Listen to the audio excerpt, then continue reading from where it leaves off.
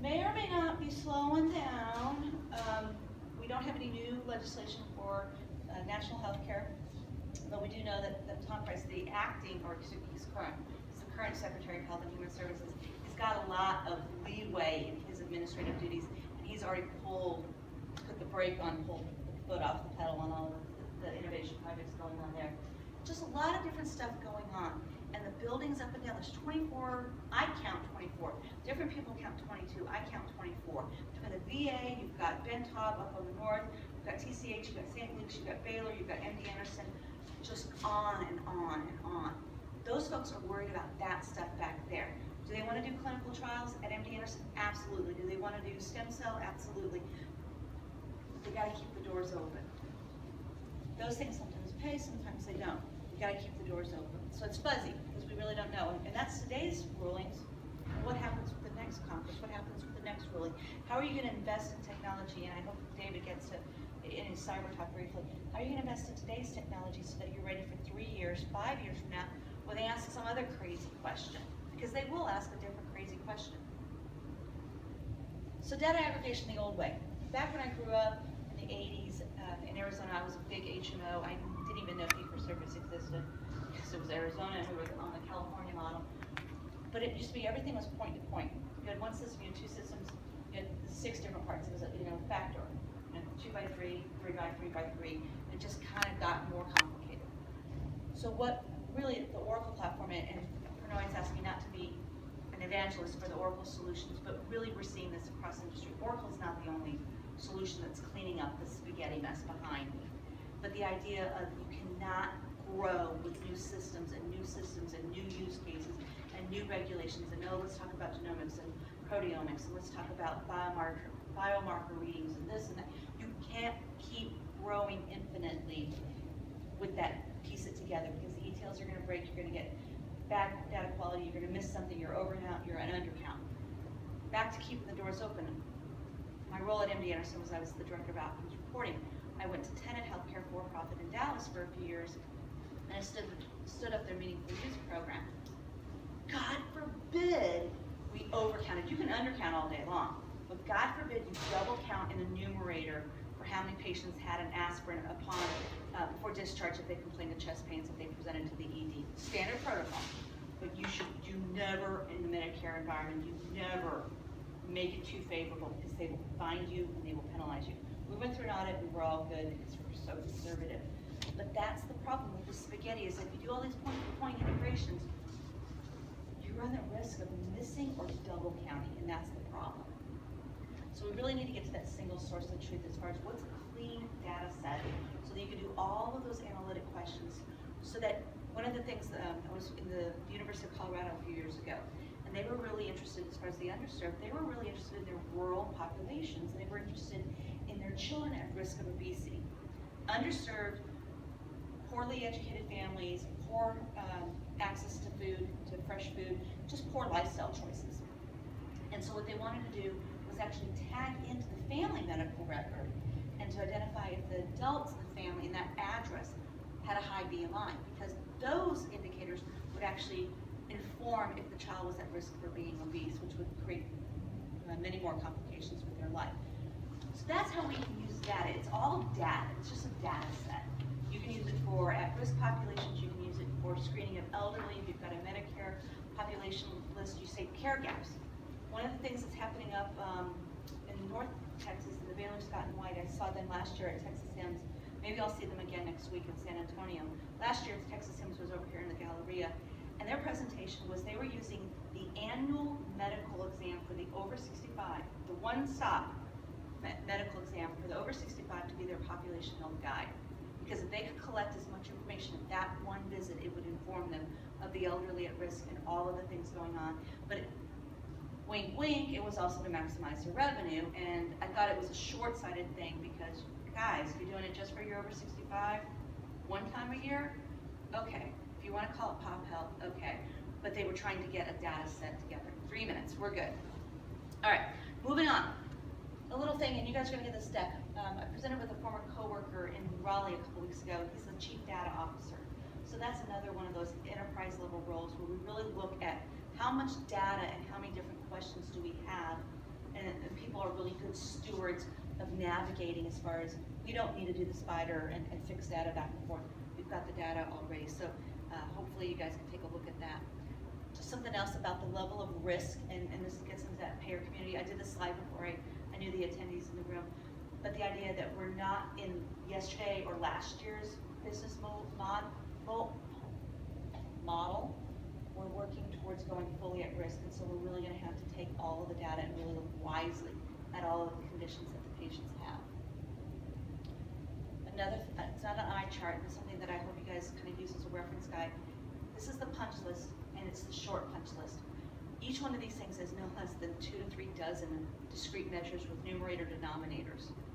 That's what the minimum amount of information that each building, to keep the doors open, to make 2% a year, has to answer on a monthly, or every 2 months, every 6 months, every year. It's a tremendous amount of data just to keep your doors open in order to keep the mission going and to serve the population that you're able to serve. Our Oracle platform, the story here is that we consume all the information, and then our clients across the globe are able to answer all of those questions that I showed you before, but also the genomics questions and identify early indicators of disease progression. So here we go. Filters off. We get a good capital picture of DC. I did not take that one. I did take the one in Austin. But what we're able to do, if you can cleanse your data and if you can get it into a single source of truth, it's highly repeatable, structured, and it consumes in big data into a structured format. If you can do it time over time again. One of the things, and this will be my last comment to you guys, is that for those of you that are aware of the financial transactions, there's general ledgers, there's balance sheets. As an accountant in my undergrad years, you write a journal entry. The good CFO says journal entry, journal entry, journal entry, everything rolls up and then they have to sign on it. Even the not-for-profits and the state academics, they still have to sign on those things. They attest that those are the true and legal financial records. We treat the financial record with such great sensitivity and precision. We don't treat the clinical record that way. We kind of slop it in, slop it out. Oh, you know, I want to look at this set of conditions. Oh, those patients really weren't that sick. Oh, they didn't have that. We're just going to wipe them off.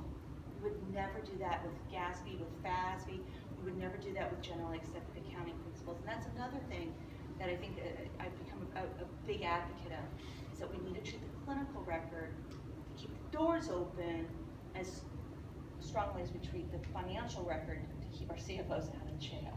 So I'll turn it over to David and his cybersecurity.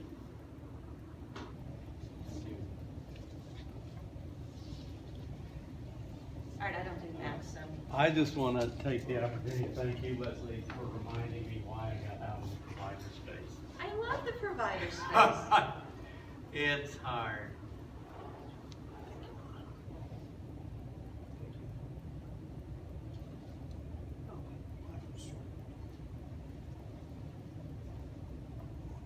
Now if I can find that slideshow.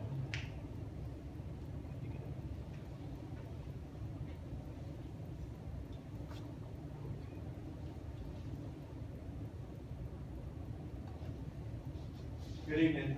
My name is David Finn. I'm the Health IT Officer at Symantec. I joined Symantec in 2009 after spending 25 years in the provider space in a variety of roles ranging from a systems auditor to the CIO. I left the provider space as the CIO at Texas Children's, and I've worked at almost every institution in the medical center as a consultant at some point over the last 35 years. So that's about me, and I want to thank you tonight that I know I'm third up and there is nothing more boring than privacy and security, so my condolences to you, Chris, for having to clean up, but I will try to talk fast and go through this. When Prannoy called me a couple weeks ago, I was really excited because privacy and security has been something I've been passionate about since I started as a systems auditor way back in the 1980s. Been doing this a long time. But I was very excited to talk to entrepreneurs and innovators and inventors in the healthcare space about privacy and security. And I was going to come prepared to show you that privacy and security is actually a differentiator in the space. We are starting to see it emerge as a differentiator among the providers The payers certainly, we're starting to see the computer providers, the support services of those institutions are having to prove they have the privacy and security. And more importantly, the consumers have started to shift and change, and they are concerned about privacy and security, and we are rapidly becoming a consumer-driven industry. And then last Friday happened. And I'm still excited about talking to you, but I'm excited about a different thing. So I'm not going to tell you all those things. We can talk about them later if you want. But last Friday happened, and I happened to be, does everyone know what happened Friday? Anyone here want to cry?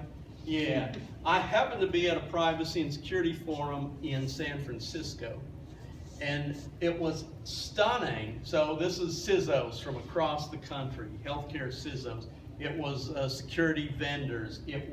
We had the FBI there, we had other law enforcement there, and when the news hit, every cell phone started ringing, beeping, and flashing in that room. And it really portended something way bigger than the healthcare problem. Because this is a worldwide problem. In healthcare, it is a unique and special problem because of what we do in healthcare. And you may do technology. When I was a CIO, I used to tell my staff, if you want to be in technology, you need to go to work for IBM or Symantec or Oracle. You're in healthcare. Because we have a different charge when the information on our systems is about the patient or about a person. We need to take that responsibility rightly. So today, I changed all the slides, just got the slides today, right, Pranay?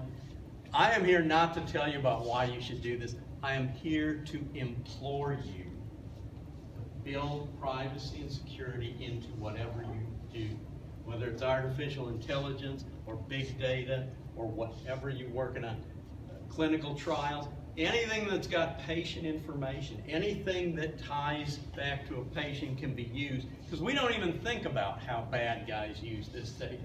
Fred's story is great. Target was watching stuff before it happened. They knew this girl was pregnant, sent her the flyer. Her father gets the flyer. The rest of the story is history.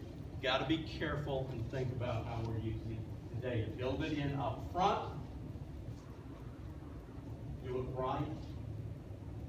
And I implore you. Now, software is always flawed. It doesn't matter what you do or how you do it. And I'm not going to beat you up for this problem.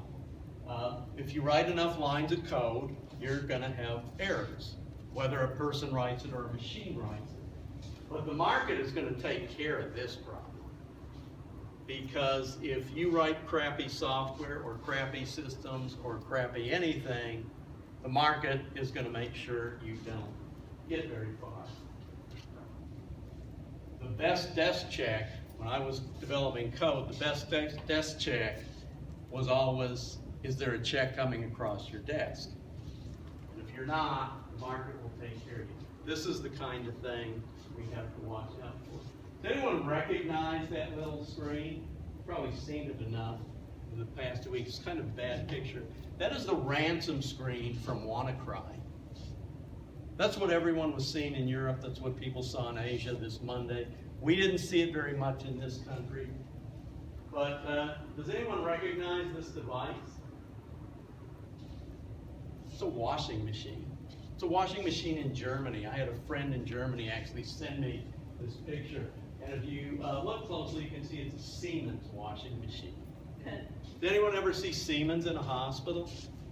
Now, I don't know what firmware they're running. It may be the same firmware that's on the washing machine. But guess what you can't do on a washing machine? You can't pay ransom. You can't even really fix the computer. And this is what I'm talking about. In the age of unintended consequences and collateral damage, you don't know where your data is going or what's happening to it or how it's being used. Whether it's your operating system, your applications, the device it's running on, don't ever assume the device you're running on is secure. But we have to build this in up front. We have to think about mistakes like this that people are going to make. I do have some statistics I want to share with you, which is why I bring paper. There was a report done recently sponsored by Centrify, And for you who are entrepreneurs and starting companies and thinking of starting companies and running your own company, they surveyed 448 IT operations and information security staffers, 334 senior level marketers and corporate communication professionals, and 549 consumers about data breaches. Here's what they found. 80% of consumers trust healthcare providers to protect their personal information, making healthcare providers the most trusted type of organization in the survey. Healthcare runs on trust. If a doctor can't trust the data he's getting, it doesn't work. If the patient doesn't trust the data, if the patient doesn't trust you're keeping their data safe, you've broken healthcare. And that's all we heard from Leslie. It's already broken enough. We don't need this kind of help. Healthcare organizations take an average of 107 days to recover from a data breach, which is higher than financial services, insurance, and pharmaceutical organizations. Here's one that entrepreneurs will like. The stock value index of a healthcare organization declines an average of 6.26% the day a data breach is disclosed.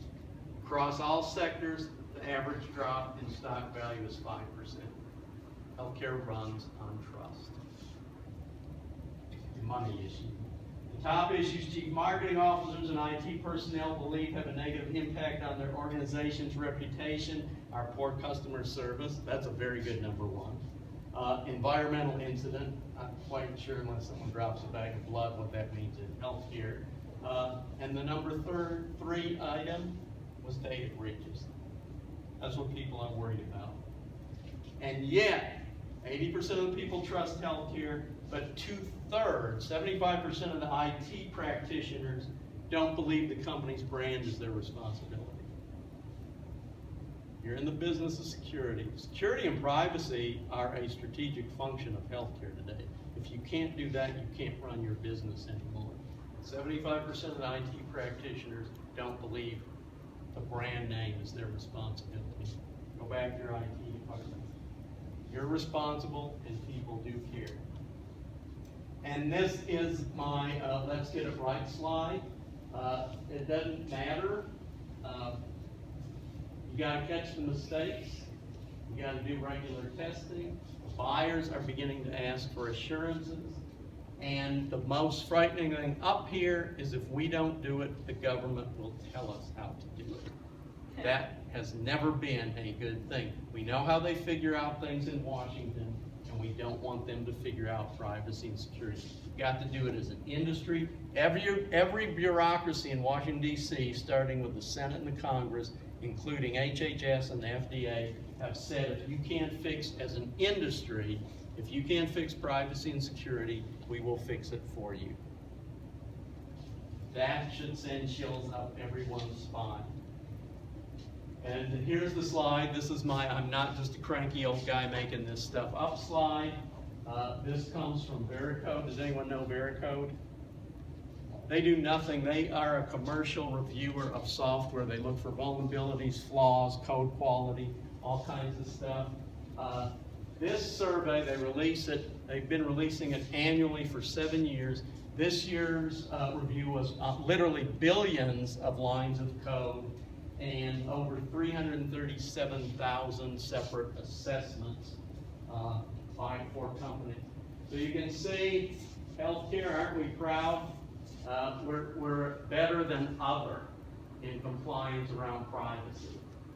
We are ahead of government, the guys who are going to fix it all for us if we don't do it, remember?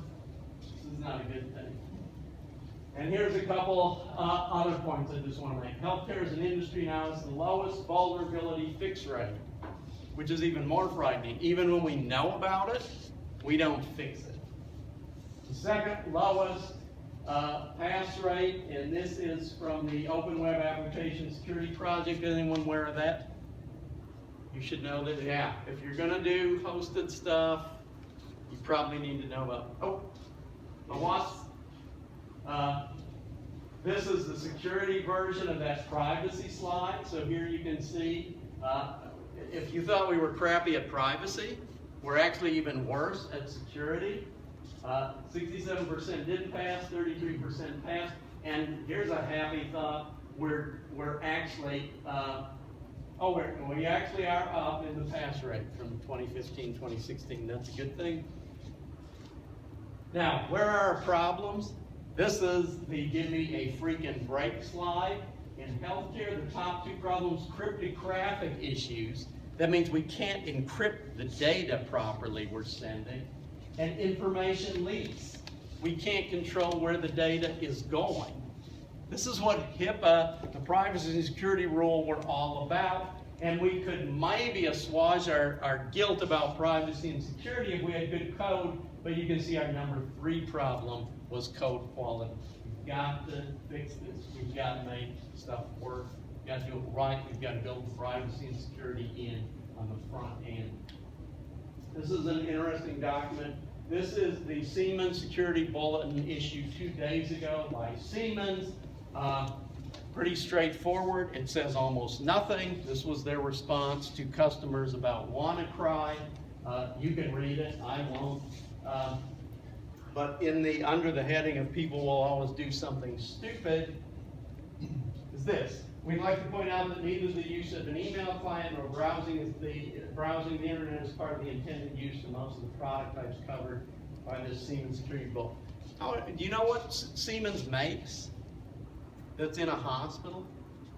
Like, so what are you going to put a browser on your MRI for the patient in there to check their email? I've never seen one. Or maybe it's for the machine to call out to Dr. Google to check the results of the MRI. This doesn't make any sense. We got to think further out. We've got to build it in up front. We've got to do smart things. Why we can't be wrong in security. And I don't care what the reason you don't want to do it is. But the good guys have to be right every single time. If we make one mistake, it's all over for us. Bad guys only got to get lucky once. We've got to be there up front with privacy and security done right. It's the law. That should be motivation for some, but it doesn't appear to work. Anyone see the Memorial Hermann settlement last week? A single patient record breached. $2.4 million. Get ready, it's coming, and if we don't fix it, the government will. It's the right thing to do. You don't want your pregnancy flyer going to your dad so he can find out you're pregnant. Patients trust the healthcare system with their lives, and they really ought to be able to trust us with their data, and so far they haven't been able to do it. And that's everything I've got to say. Perfect. Very good. Right on time. Next is Chris.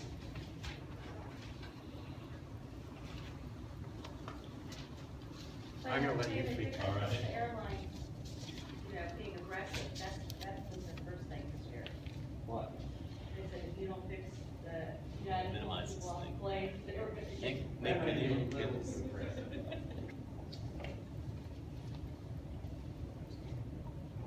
Where's the little minimize?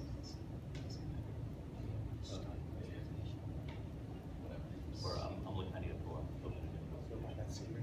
Apparently washing machines were browsers. Could be. I suspect they just like any responsibility. There should be washing machines. Minimize, right? Where is it? Actually, they had incident response. Hey, Fred. Yes, sir. We need you to drive this thing. Yeah, I put your mouse all the way to the top, Yeah. and it should, like, take it out of full screen mode. Oh, there you go. Oh, okay. There we go. Yeah. There's a sense to it. We would have been, frankly, if the kill switch. There we go. All right. So what do I do to get it full screen again? Is that my PDF or is it? Oh, there we go. That'll work. And the doodad works. What am I It's doing? not my doodad, but it works. All right. Hey, I'm Chris McCord. Thanks for having me here this evening. I'm going to talk a little bit about a softer topic. I feel like we've talked about data, security, quantitative things, all very interesting and timely topics. I'm a native Houstonian, started Healthcare Growth Partners Investment Bank that I run that's focused on health IT. It's based here in Houston. And I sometimes look at Houston as like an incredibly frustrating city to be operating within the healthcare space. And I don't know if you guys feel the same. And so I'm just going to share a little bit of data here. I was on listening to NPR the other morning, there was an economic update report that came out on how the Houston economy is doing, and they threw out some data that just like really surprised me. So I'm gonna just, I went and pulled the report, and this is a couple of the findings. Houston's energy job share. Note that this is, you can't really see it very clearly, but this chart is since 1990. The blue line is energy jobs, the orange line or graph is non-energy, and the red line is the share of energy jobs as a percentage of the total, and it hovers around 50%, and it's hovered around 50% since 1990. We have yet to diversify one iota. So all of this talk about diversification around what's happening with the energy crisis is kind of a load of crap. And we're the 4th largest city in the country, and you would think that there would be a more diverse economy here in Houston, but it just doesn't exist. So I just want to point that out because I think we're all kind of in this room to create and build that economy here in Houston. The downside is that we have a long way to go, and a lot of the work that's been done over the past 25 years has yet to yield results. The upside is that is opportunity. We're in the 4th largest city in the country. There's a great need. I think, the energy economy potentially, is not the future of the economy. And if you look at it, actually, the data shows you that from a GDP perspective. So energy hovers, this goes back, I can't even read it, but years and years and years, around 8% of GDP. Healthcare, as you guys all know, you all see the data, but look at the trajectory, 18%. So energy just kind of fluctuates. Healthcare is always on the rise. 18%, more than 2x the energy economy. I think if you walked, had a conversation at a cocktail party in the city and you told someone that healthcare is 2.5 times the GDP share of energy, most people wouldn't believe you because you look around the city, 50% of jobs are energy, so the general thinking is that the energy economy is much larger. So why does it really matter? It matters because energy is the image of our city. And I've got 2 topics today, so I'm not just going to focus on this, but I just kind of want to speak to this because here we are in the TMCX, right? And the TMCX is here to really grow the ecosystem of healthcare commerce and entrepreneurship and create opportunity outside the Texas Medical Center. So why is that so hard in the city of Houston? I put a lot of thought into this. First, Houston, what is our reputation? Fossil fuels. Fossil. It's an adjective or noun that we use to describe our city. That is not what you want. So when you think about recruiting talent and innovation, we're a city of fossil fuels. So that creates just a little bit of a headwind. The second thing is so many people, when I tell them that I'm in healthcare, they say, oh, Houston must be a great city for you to be in. And I work with for-profit companies. And the Texas Medical Center is full of not-for-profit institutions. And so who are the people within those institutions? You have clinicians, you have researchers, you have students, and you have academics.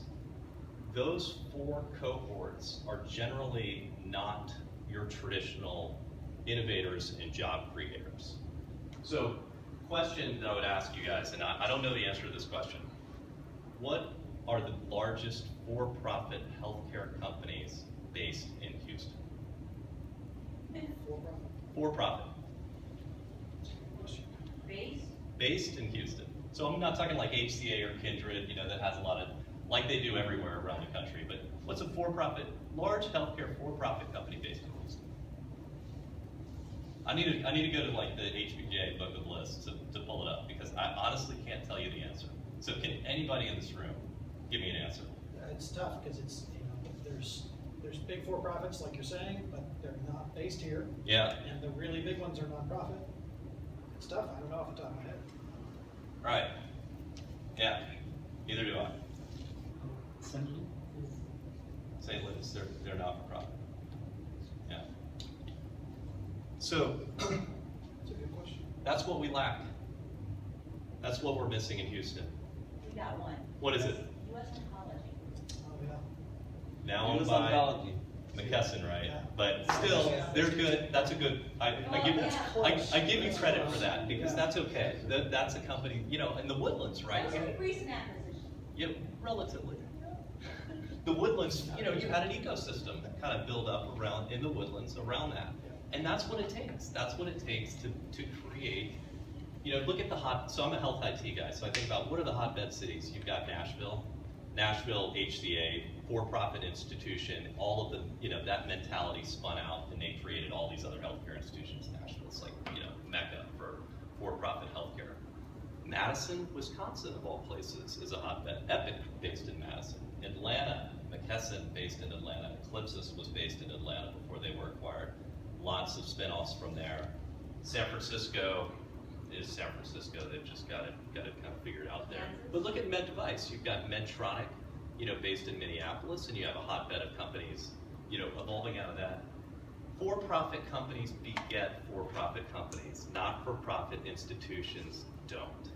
So when we continually chase the not-for-profit pursuit or the pursuit out of academia in Houston, I'm convinced that we're chasing the wrong thing. What we need, we can create jobs in Houston two ways. We can create jobs organically by having small companies kind of grow into big companies. That's a long road. Or we can potentially recruit companies to come to Houston. So just my little bit of soapbox speech is I think we need to rethink a lot of our strategy in Houston because I just get the feeling that we're missing the mark.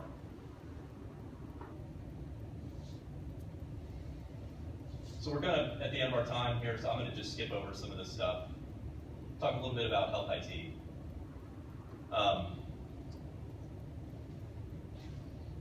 I'll do this also pretty quickly. I think when we advise a lot of health IT companies, we just closed our 100th transaction. So we help companies get sold, we help companies make acquisitions, and we help companies raise capital. And we've seen a lot of what works and what doesn't work. And healthcare is great to go out and build companies on the one hand because there are so many problems. And everywhere you turn, there's a problem, and it's pretty easy to figure out what problems, you know, are out there and what, you know, you could go and build a company around. But what is hard is really developing a go-to-market strategy around that solution that you've created. And so what does that mean? What is a go-to-market strategy? In my opinion, a go-to-market strategy is aligning your pricing model with the value proposition that you're delivering to the stakeholders that are benefiting from your product. So aligning your pricing model with the value proposition to the various stakeholders who benefit.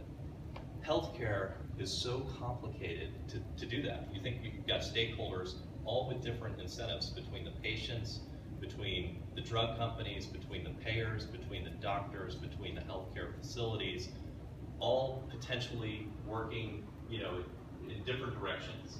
And the holy grail, I think, is designing, you know, a value proposition, go-to-market strategy, pricing model that connects the dots between those two things to ultimately shorten your sales cycle, because the sales cycle is so painfully long.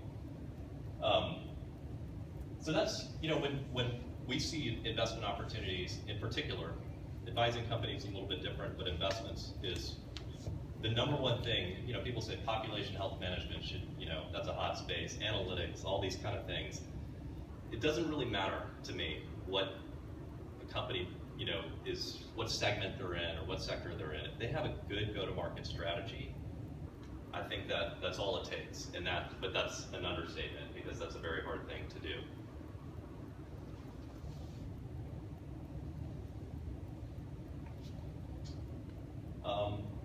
I think that I'll just finish at that. So we'll wrap it up. I know it's the end of 4 presentations, so I appreciate your guys' time and thank you.